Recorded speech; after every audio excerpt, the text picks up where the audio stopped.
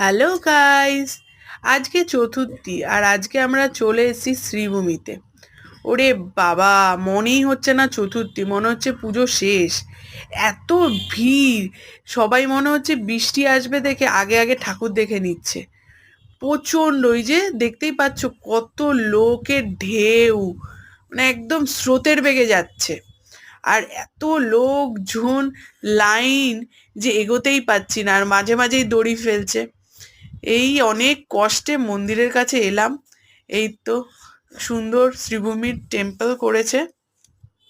আর police বলছে চলে যান, এগিয়ে যান, এগিয়ে যান।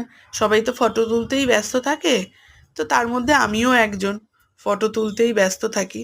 তবে হ্যাঁ, দাঁড়িয়ে ফটো তুলি না, যেতে যেতে ফটো তুলি। আর এই যে খুব সুন্দর করেছে প্রতিমা, প্রতিবারের মতো। লাস্টে সেলফি তুলে বাড়ি ফিরি।